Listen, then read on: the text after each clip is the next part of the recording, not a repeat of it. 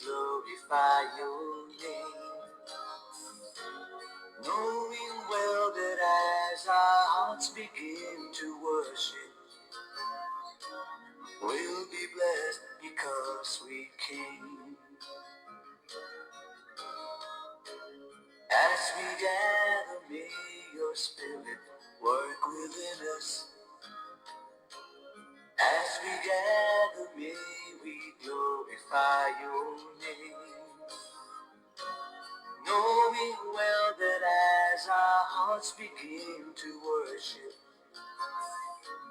we'll be blessed because we came. We'll be blessed because we came.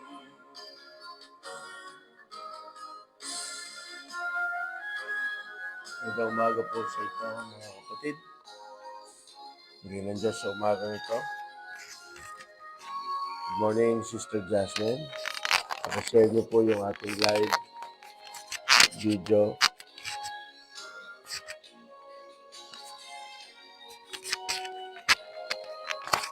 Pakashare niyo po ang FB live na ito para maabot po natin yung iba natin mga kapatid.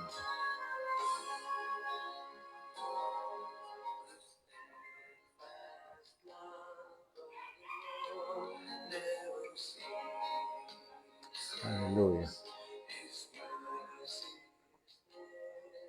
Pagpaumanin nyo kung ako ay hindi makakaawit, makati po yung aking lalamunan. Tayo po ngayon ay nasa Insight. Good morning to each and everyone. Tayo po ay nasa Insight, preaching the Word of God as it is. Isang programa po ng Doro Faith Church Pandi na ang layunin ay upang una, mabasa ng tuloy-tuloy ang salita ng Diyos. Pangalawa ay upang makuha natin kung ano ang nais ng Diyos na ating ginagawa sa buong araw. Kaya sama-sama po tayong mag-aral ng kanyang mga salita. Pagtibayan tayo ng Panginoon sa umagang ito.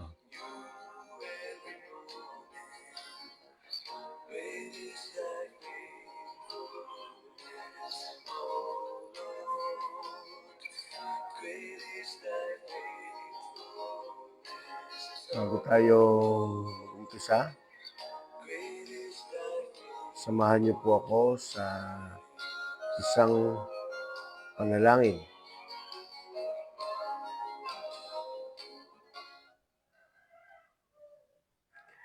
Panginoon, maraming po salamat. Purihin ka, dakilang Diyos.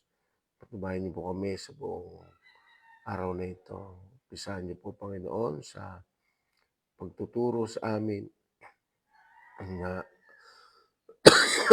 sa umagang ito ng iyong mga salita.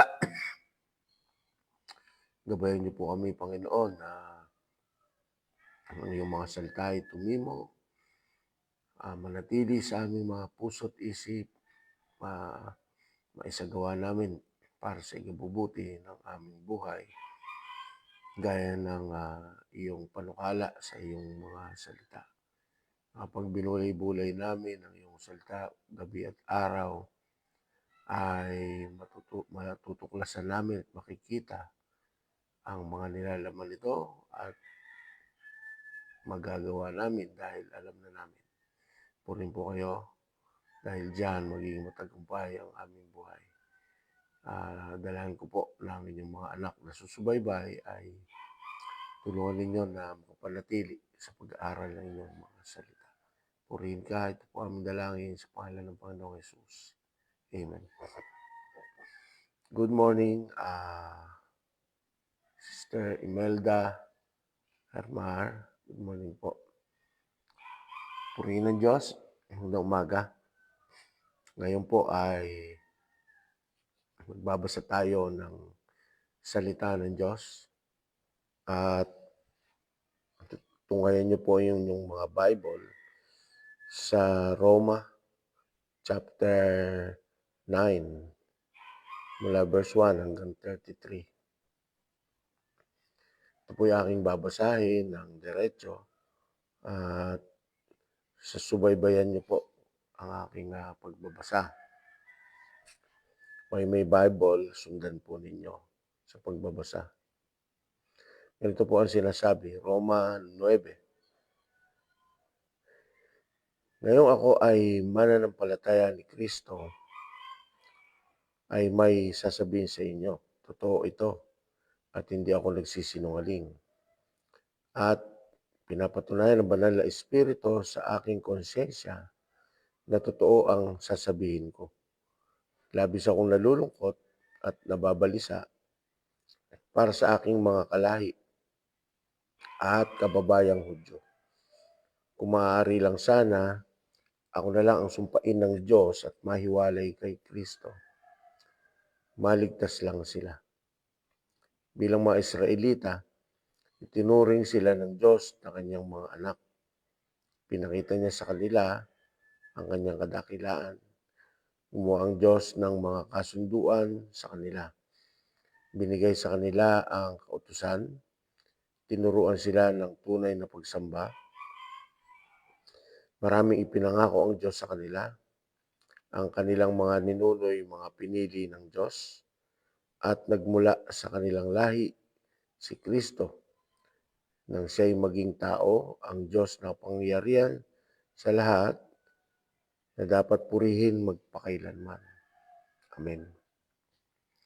Hindi ito nangangahulugan na hindi natupad ang mga pangako ng Diyos dahil hindi sila sumampalataya, sapagkat hindi naman lahat ng nagmula kay Israel ay maituturing na pinili ng Diyos. At hindi rin naman lahat ng nagmula kay Abraham ay maituturing na mga anak ni Abraham. Sapagkat sinabing ng Diyos kay Abraham, ang mga anak lang na nagmumula kay Isaac ang mga lahi na aking ipinangako. Verse 8. Ang ibig sabihin, hindi lahat ng anak ni Abraham ay itinuturing na anak ng Diyos, kundi ang mga anak lamang na ipinanganak ayon sa ipinangako. Sapagkat ganito ang ipinangako ng Diyos sa kanya. Babalik ako rito sa ganito ring panahon, sa susunod na taon, at magkakaroon ng anak na lalaki si Sarah. Verse 10, hindi lang iyon, kundi nangyari rin ang ganoon sa dalawang anak ni Rebecca, sa ating ninunong si Isaac. Pinakita rin ng Diyos na hindi lahat ng nagmula kay Abraham ay tinuturing ng mga anak niya. Bago pa man ipanganak ang kambal, sinabi na ng Diyos kay Rebecca, maglilingkod ang nakakatanda sa nakababatang kapatid. Sinabi ito ng Diyos noong wala pa silang nagagawang mabuti o masama, para patunayan na ang pagpili niya ay batay sa sarili niyang pasya at hindi sa mabubuting gawa ng tao. Gaya nga ng sinabi ng Diyos sa kasulatan. Morning, Pastor Billy. Minamahal ko si Jacob pero si Esau ay hindi. Baka naman sabihin ng iba na hindi makatarungan ang Diyos. Aba, hindi. Morning, Sister Helen. Pag sinabi niya kay Moses, mahahabag ako sa gusto kong kahabagan, maaawa ako sa gusto kong kaawaan. Kung ganoon, ang pagpili ng Diyos ay hindi batay sa kagustuhan ng tao o sa paggawa niya ng mabuti, kundi sa awa ng Diyos. Morning, Sister Elsa. Verse 17. Sapagkat ayon sa kasulatan, sinabi ng Diyos sa Paraon, pinayagan kitang mabuhay dahil dito, para maipakita ko ang kapangyarihan ko sa pamamagitan mo at makilala ang pangalan ko sa buong mundo. Kaya nga, kinaawaan ng Diyos ang ibig niyang kaawaan at pinatitigas ang ulo ng ibig niyang patigasin. Verse 19. Maaaring may magsabi sa akin kung ganoon, bakit pa niya pinapanagot ang mga tao sa kanilang mga kasalanan? Sino ang makakasalungat sa kanyang kalooban? Pero sino ka para magreklamo sa Diyos ng ganyan? Tayo mga nilikha lang ng Diyos, kaya hindi tayo makapagreklamo kung bakit niya tayo ginawang ganito. Tulad sa isang gumagawa ng palayok, may karapatan siyang gawin ng putik ayon sa gusto niya. May karapatan siyang gumawa ng dalawang uri ng sisidlan mula sa iisang tumpok ng putik. Ang isa ay pang-espesyal at ang isa naman ay pangkaraniwan lang. Ganon din naman ang Diyos. Nais niyang ipakita ang kanyang kapangyarihan at matinding galit sa mga makasalanan. Pero minabuti niyang tiisin muna ng buong tiyaga ang mga taong dapat sanang lipulin na. Ginawa niya ito para ipakita kung gaano siya kadakila sa mga taong kinaaawaan niya, na inihanda na niya noon pa para parangalan. Ito'y walang iba kundi tayo ng mga tinawag niya. Hindi lang mula sa mga Hudyo, kundi mula rin sa mga hindi Hudyo. Ito ang sinabi ng Diyos sa aklat ni Hoseas. Ang dating hindi ko mga tao ay tatawagin kong mga tao ko. Ang dating hindi ko mahal ay mamahalin ko. At sa mga sinabihang kayo hindi ko mamamayan, sila'y tatawaging mga anak ng Diyos na buhay. Tungkol naman sa mga Israelita, sinabi ni Propeta Isaias, kahit na maging kasindami pa ng buhangin sa tabing dagat ang lahi ni Israel, kakaunti lang sa kanila ang maliligtas. Dahil mabilis at matindi ang gagawing paghatol ng Panginoon sa mga tao sa mundo, sinabi rin ni Isaias, kung ang Panginoong makapangyarihan ay walang itinira sa ating lahi, na tulad na sana tayo sa Sodoma at Gomora. 30. Ano ngayon ang masasabi natin tungkol dito? Ang mga hindi Hudyo na hindi nagsikap na maging matuwid ay itinuring ng Diyos na matuwid nang dahil sa kanilang pananampalataya. Pero ang mga Hudyo na nagsikap maituring na matuwid sa pamagitan ng pagsunod nila sa kautusan ay nabigo. Bakit sila nabigo? Sapagkat nagtiwala sila sa kanilang mga gawa at hindi sila sumampalataya kay Jesucristo. Natisod sila sa batong nakakatisod. Gaya nga ng sinabi ng Diyos sa kasulatan, maglalagay ako sa Sion ng batong naging katitisuran sa mga tao at nakapagpadapa sa kanila. Pero hindi mapapaya ang mga sumampalataya sa akin. Purihin ang Panginoon. Hindi ko po nakikita yung inyong mga comment. Pero ganun pa man, tutuloy po natin ang pag-aaral. Stay tuned, dyan lang po kayo. At samahan niyo po akong unawain ang mga salita ng Panginoon. Okay, may mga pagkakataon po sa buhay ng isang tao na maraming katanungan patungkol sa pananampalataya. Kung sino ba ang tama at kung saan dapat sumama ang isang tao. Dito po sa ating binasa, may ipinakita dito na si Pablo ay may kalungkutan sa kanyang puso. Good morning, Sister Vicky. May kalungkutan si Pablo dahil sa kalagayan na yung kanyang mga kababayang Hudyo ay hindi sumampalataya sa Panginoon. At nasabi pa niya na mas mabuti pa na siya na lang sana ang nasakripisyo at maligtas ang kanyang bayang Israel. Pero hindi po ganoon ang katarungan ng Panginoon. Pinakita rin dito ni Pablo na ang Israelita ay itinuring ng Diyos na kanyang mga anak. kasi sila nga ang piniling bayan ng Diyos. Ipinakita sa kanila ang kanyang kadakilaan. Ang Diyos ay nakipagkasundo sa kanila. Sa pagpili ng Diyos sa kanila, ang kautusan ay sa kanila pa ibinigay para sila ay matuto kung ano yung dapat na paraan na nais ng Diyos. Tinuruan sila ng Diyos ng tunay na pagsamba. Marami ang ipinangako ng Diyos sa kanila. Pero sila ay nagkaroon ng kalagayan na malaglag sa kamay ng Panginoon. Dahil lang dumating ang Panginoong Hesus,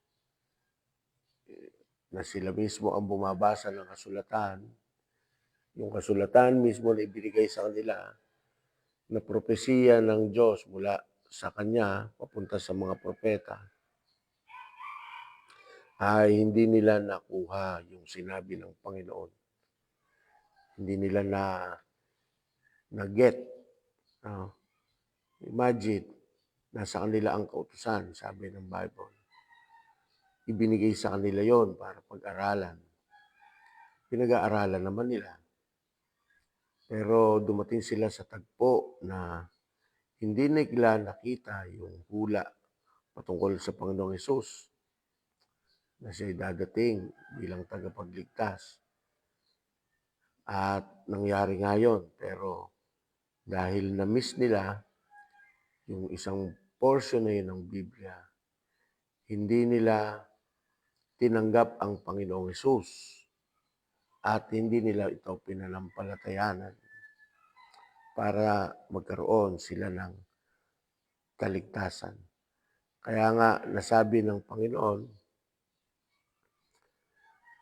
sa kanila sa verse 8, nasabi dito, ang ibig sabihin, hindi lahat ng anak ni Abraham ay tinuturing na anak ng Diyos, kundi ang mga anak lamang na ipinanganak ayon sa ipinangako.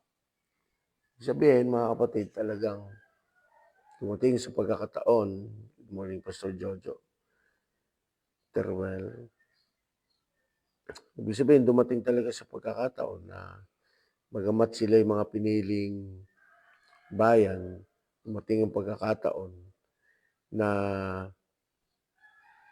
dahil kailangan na nilang magtiwala sa Panginoong Hesus, dahil binago ng Ama ang kaparaanan ng kaligtasan, na dapat ay sa Panginoong Hesus manampalataya na ang mga tao. Hindi nila yon tinanggap. Hindi po ibig sabihin na lahat ng Israelita ay hindi naligtas simula sa kanilang pagkapili. Hindi po. Dahil may mga taong nakasunod sa kasulatan, sa mga utos ng Diyos na ibinigay sa kanila. Lamang pagdating ng panahon na mas pinagbubuti ng Diyos ang kaparaanan ng kaligtasan, doon may mga taong nalaglag sa patakaran ng Panginoon. Dahil mula sa pagsunod sa kasulatan, ibinaling ng Ama ang pagtuturo sa lahat na ang kaligtasan ngayon ay kailangan sa pamamagitan ng tunay na pananampalataya sa Panginoong Hesus. Oo, mayroon pa ring pagsunod sa kautusan, pero dahil sa biyaya ng Diyos, na kahit hindi natin ma-perfect ang kautusan, pero dahil nakikita ng Panginoon ang puso ng isang tao, dahil sa pagsunod sa Kanya, bagamat nagkakamali, ay maliwanag sa Diyos na nakikita niya ang isang tao ay may katotohanan sa kanyang puso ang pagsunod. Dahil ang isang taong sumusunod sa Diyos at gustong manampalatayang tunay sa Panginoong Hesus, ay pinipilit ang kanyang sarili na magawa ang kalooban ng Diyos, na masunod kung ano ang sinasabi ng kasulatan. May kaugnayan pa rin sa pagsunod, Pero hindi kagaya nung araw na kailangang perpektong pagsunod. Ngayon, dumadating sa punto na kahit tayo'y magkamali dahil sa hindi naman natin ginusto ang pagkakamali, ay nagkaroon tayo ng tagapagtanggol. Walang iba kundi ang Panginoong Hesus. Na siya ang nagtatanggol dahil alam niya na bagamat tayo'y nagkamali, alam niya na ang ating pananampalataya ay tunay na ipinagkatiwala na natin sa Panginoong Hesus. Kaya mas naging malawak ang biyaya ng Panginoon na hindi lamang ito na sentro sa mga Israelita, kundi dahil nilikha naman niya ang lahat ng tao sa buong mundo, ay nabigyan ng pagkakataon ang lahat ng tao sa buong mundo na magkaroon ng kaligtasan na ito ay sa pamamagitan ng pananampalataya sa Panginoong Hesus. Kaya ang ating pananampalataya sa Panginoong Hesus ay kailangan nating papagtibayin, hasain, isakatuparan, at pagsumikapan, maging mabuti araw-araw. Hindi yung dahil sa alam mo na mabuti ang Diyos, ay ipapalagay mo na kahit ikaw ay masama, ay ililigtas ka niya. Hindi po. Dahil sa ikaw ay masama at sumampalataya sa Panginoon, mula sa kasamaan ay lumilipat ka sa kabutihan at sa katwiran ng Diyos. Hindi ka na mananatili sa kalagayan na ikaw ay patuloy sa paggawa ng masama. Dahil ang nananampalataya sa Panginoong Hesus, ipinakikita ang katibayan at katunayan na siya'y sa Diyos at hindi na sa paggawa ng masama. Kaya naman, dumating ang punto na sabihin din ng Diyos sa mga tao na wala kayong magagawa ay dahil ako ang Diyos at kung ano ang aking gustong gawin ay gagawin ko. Dahil may nagkukumpara sa mga panahong ito at pilit na pinabubulaanan ang katotohanan na may isang Diyos na makapangyarihan sa lahat at mabuti. Pinabubulaanan niya ng mga aral ngayon at dahil may mga taong ayaw magtiwala sa Diyos, minsan ay natututo ang mga iba't nadadamay sa kanilang mga aral na pati pagdududa sa Panginoon ay nagagawa nila. May mga katanungan sila kagaya ng bakit ang Diyos noon ay mas mabagsik at iba ang Diyos ngayon na kung saan ay napakabait. Dahil noon daw pumapatay ang Diyos, pati batang maliliit, hinahayaan niyang mamatay. Actually, magpahanggang ngayon ay nangyayari pa rin ang kamatayan ng isang tao na niloloob ng Diyos na mangyari kahit nga sa bata, kahit wala pa itong ulirat o tamang kaisipan ay dumadating sa punto ng buhay ng isang tao na kalumang oras, gustuhin ng Diyos na tayo'y kunin, tayo'y kinukuha niya. Okay? Sabi ng Diyos dito, pagkat sinabi niya kay Moises, mahabag ako sa gusto kong kahabagan, verse 15 po yan, maaawa ako sa gusto kong kaawaan. Kung ganoon, ang pagpili ng Diyos ay hindi batay sa kagustuhan ng tao o sa paggawa niya ng mabuti, kundi sa awa ng Diyos.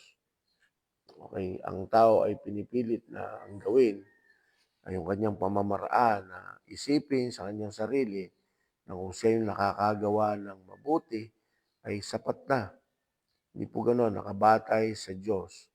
Kung sino ang gusto niyang kahabagan at kung sino ang gusto niyang kaawaan dahil sa Diyos, hindi po tayo maaaring magtanong sa Panginoon. Kahit na siya ay Diyos, di tayo pwedeng mag-question na bakit ganyan ang kanyang pamamaraan. May mga taong nagsasabing bakit hindi na lang hinayaan ng Diyos na ang lahat ay maging mabuti. Bakit hindi na lang hinayaan ng Diyos na huwag makialam si Satanas upang hindi na maimpluwensyahan ang mga tao sa paggawa ng mabuti. Dahil yun ang gusto ng Panginoon, ang pinaka-simpleng sagot. Isang makatarungan at makatwiran na pamamaraan dahil ang gusto ng Diyos ay isang pagsamba na taos sa puso ng isang tao. Hindi isang pagsamba na ipinagawa lang sa iyo na hindi mo matututulan kahit labag sa iyong kalooban. Ang gusto ng Panginoon, ikaw mismo ang magdidesisyon sa iyong puso, sa iyong sarili, kung tunay ngang ikaw ay mamimiling siya sa Kanya o sa kaaway niya. Dahil pag ang pinili mo ay ang kaaway niya, malaya kang gawin ang lahat ng bagay. Kaya yung mga taong nagpapatuloy sa paggawa ng masama, hindi umaalis sa kalagayan ng paggawa ng kasamaan at kasalanan, maliwanag ang kanilang pagpili. Ang pinipili nila ay ang kaaway ng Diyos, si Satanas. At kung ikaw naman ay, good morning Pastor Wilma, at kung ikaw naman ay sumunod sa kalooban ng Panginoon, nanampalataya sa Panginoong Hesus, at sa pananampalataya mo, sinusunod mo ang kanyang mga utos. Dahil napakalinaw sa Biblia, 2 John 9, ang lumalagpas at hindi nananatili sa aral ni Kristo ay hindi sasamahan ng Ama. Ang nananatili sa aral ni Kristo ay sasamahan ng Ama at ng Anak. Ganun po, kaya kailangan ang pagsampalataya ay may kasunod na pagsunod sa mga aral na ibinibigay ng Panginoong Hesus. Sino ang pinananampalatayanan? Ang Panginoong Hesus. Sino ang magbibigay ng utos at aral? Ang sinasampalatayanan, ang Panginoong Hesus. Kaya lahat ng sasabihin ng Panginoong Hesus mula sa kanyang mga salita ay kailangang isakatuparan ng sumasampalataya sa Kanya. Kaya kapag nakita ng Panginoong Hesus na talagang sumasampalataya ka sa Kanya, mahahabag siya. Sabi ng Ama, sabi ng Panginoong Hesus, hindi makakalapit sa akin ang mga tao na hindi naman pahihintulutan ng Ama na makalapit sa Kanya. Kaya, umpisa pa lang, bago ka lumapit kay Jesus, kahit sabihin mo ikay nananampalataya kay Jesus, kung hindi naman ito ipinahintulot ng Ama na makalapit ka kay Jesus Christ, hindi mangyayari. Una, alam ng Diyos, Ama, kung ano ang katotohanan sa puso mo. Kaya nga, ipakita natin na totoo tayong lumalapit sa Panginoong Hesus para tunay nga tayong makalapit sa Kanya, sa kapahintulutan ng Ama. Amen po ba? Kaya, dahil nasa Diyos ang lahat ng karapatan, ng kakayahan, ng desisyon, ng paghusga ay nasa Kanya lahat. Huwag na nating naisin pa na magtanong patungkol sa mga bagay na hindi makakatulong sa atin. Sabi dito sa verse 19, maaaring may magsabi sa akin kung ganoon, bakit pa niya pinapanagot ang mga tao sa kanilang mga kasalanan? Sino ang makakasalukat sa kanyang kalooban? Ito yung sagot. Pero sino ka para magreklamo sa Diyos ng ganyan? Tayo mga nilikha lang ng Diyos, kaya hindi tayo makakapagreklamo kung bakit niya tayo ginawang ganito.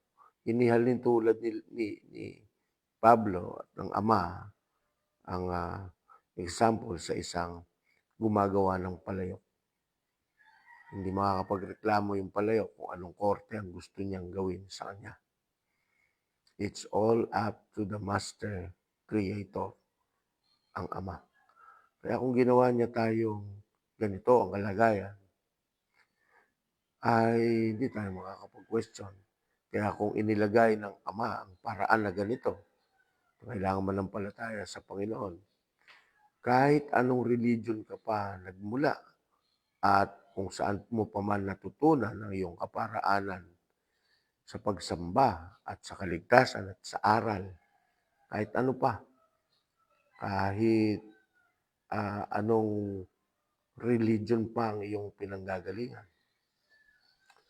Ang sinasabi ngayon ng Panginoon ay sundin mo kung ano yung kanyang itinuturo. Ano yun? Manampalataya ng tunay sa anak. Okay? Marami nagsasabing nananampalataya pero hindi nga mapapatunayan dahil sa pagsasabi lang nito. Kailangan makita ng Ama sa puso ng isang taong nagsasabing siya'y nananampalataya para pahintulutan siya ng Ama na makalapit sa anak. Ang hindi makakalapit sa anak ay hindi maliligtas. Kaya ang pahintulot ng Diyos, Ama, sa isang taong gustong lumapit sa Panginoong Hesus ay very critical. Napaka-critical. Kaya totohanin natin sa ating mga puso yung ating mga sinasabi, nakapara upang kapag ito'y nakita ng Ama na tunay, pahihintulot niya na tayo makalapit sa anak. Kaya titingnan po natin, suriin natin ang puso ng bawat isa. Kaya sabi dito, napakamahabagin ng Diyos. At dahil sa kanyang habag, dumadating pa tayo sa kalagayan na hindi pa niya ipinahintulot na siya bumalik. Ito'y napakalaking pabor sa lahat. Ang desisyon niya ay isang saglit, isang bigla na mangyayari. Kung ang mga tao ay pinipilit na magtuos kung kailan ang kanyang pagdating, walang makakapagtuos po nito. Bagamat mayroong sinabi ang Panginoon sa Pedro ng 1,000 taon ay katumbas ng isang araw sa Diyos at ang isang araw sa Diyos at isang araw sa tao ay 1,000 taon sa Diyos. Hindi po iyon ibinigay ng Diyos upang matuos natin kung kailan siya darating. Hindi po yun pumapatungkol sa computation kung paanong masasabing ito yung eksaktong panahon ng kanyang pagbabalik. 2025 na po, 2,000 taon na ang nakakalipas. Kaya kung tutuusin mo yon sa ganong kaparaanan, sasabihin mo, 2 araw pa lang naman sa Diyos. Kaya baka matagal pa. Mahirap po yun. Pero sinabi ng Lord ay vice versa. Ang 1,000 taon sa Diyos, isang araw sa tao, ang isang araw sa Diyos, 1,000 taon sa tao. Na ang pinakakahulugan ay hindi nasasaklaw ng panahon o ng oras ang Diyos. Hindi siya nasasaklaw ng kahit anumang bagay sa Diyos na makapangyarihan sa lahat. Ang tanging ibig sabihin nun, it all depends on Him kung kailan niya gugustuhin. Kung gugustuhin niya ngayon, yun yun. Yun yung oras na yun. Kung gugustuhin niya lumipas pa ang matagal na panahon, kahit 1,000 taon pa o kahit mahabang panahon pa, yun yun. Yun yung kanyang patakaran. Bagamat humaba man o umiksi ang panahon, ito'y isang saglit lang sa Panginoon. Dahil it all depends on His decision. O ano man ang kanyang gawin, yun ang kanyang gagawin. Kaya wag na po kayong magtuos patungkol doon sa 1,000 years, one day to the Lord. Wag na. Kakamali lang po tayo. Isang paraan lang po yun ng Diyos para masabi sa lahat na hindi siya nasasakop. Kaya nga sinabi niya, ang palakol ay nakaumang na at yun ay ihahataw na lamang ng Panginoon. Ganun ka simple, nakaumang. Good morning, Sister Betty, Brother Lem. Nakaumang ang palakol, ganun lang kasimple ang sinasabi ng Panginoon kung paano niyang pinapatungkol yung kanyang muling pagbabalik at yung kanyang judgment. Ganun lang po kabilis, nakaumang na yung palakol. Kung gusto niyang patagalin yung pagpalo sa palakol, eh nasa kanya.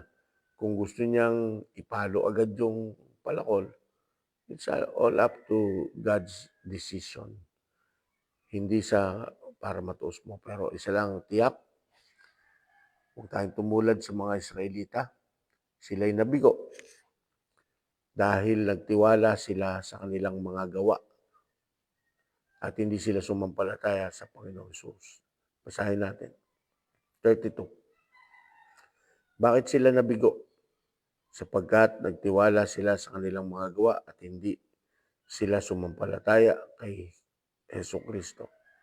Natisod sila sa batong nakakatisod. Gaya nga na sinabi ng Diyos sa kasulatan. Okay. Mga Israelita, hindi ibig sabihin, hindi naman lahat ay naniwala at nanampalataya kay Jesus ay hindi naligtas bago dumating si Jesus Christ, before, nang wala pa si Jesus Christ. May pamantayan sila at yung mga nakakasunod sa kasulatan, sa pamantayan ng Diyos Ama, walang iba kundi ang kasulatan nila noon, ay naliligtas po yun kasi yun ang patakaran. Pero nung dumating si Jesus Christ yung tinatawag na game changer. Nabago yung patakaran, pero hindi naman nagbabago yung pagsunod. Kailangan pa rin ng pagsunod. Ang kinailangan na lang ngayon ay may tunay na pananampalataya sa bugtong na anak ng Diyos at sundin ang kanyang kalooban. Iyon ang hindi nagawa ng mga Israelita. Dahil instead na tanggapin nila at panampalatayanan si Jesus Christ, hindi nila yun nagawa. Inireject nila ang batong kanilang nakatisuran. They reject the stone, Jesus Christ. Ang nagre-reject sa Panginoong Hesus ay mapapahamak po. Pahalintulad kayo ng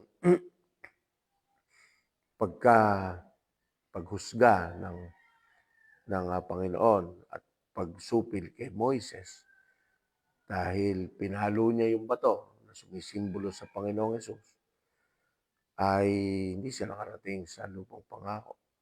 Bagamat ligtas siya na nagkaroon siya ng palo sa pagkakataon na hindi niya narating yung lupang pangako.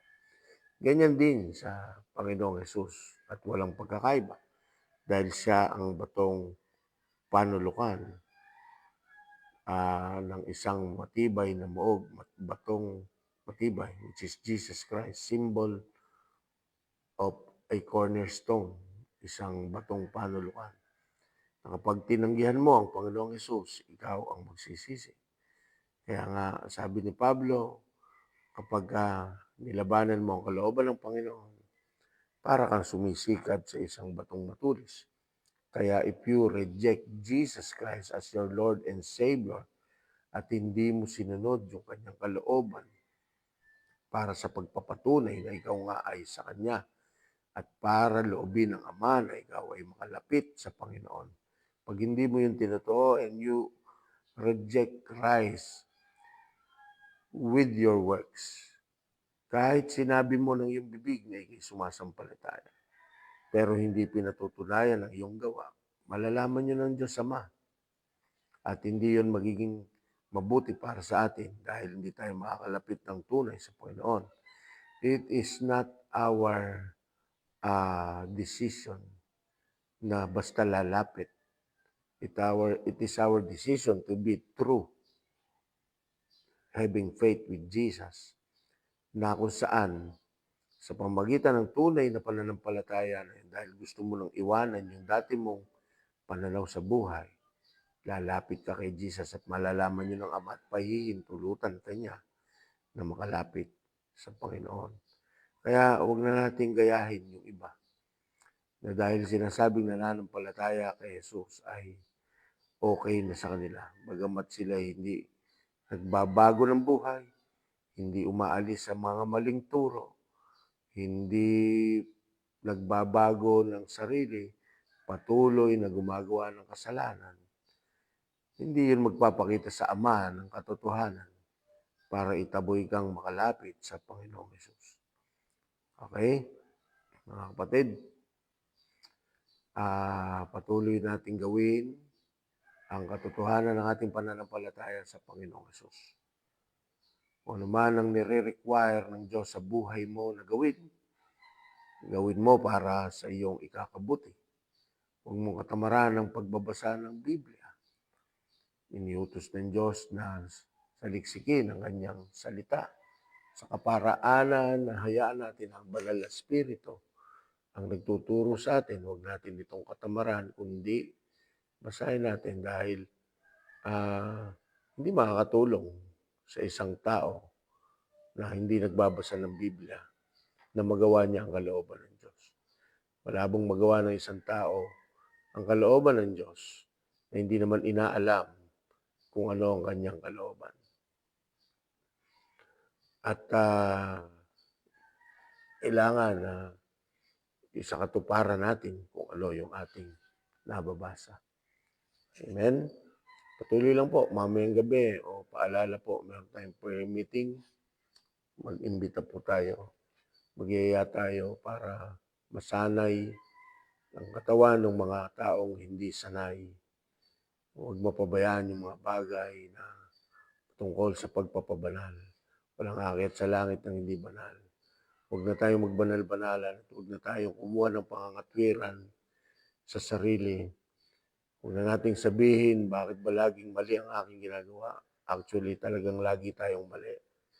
At ang Diyos lamang ang may kakayahan na ituwid tayo.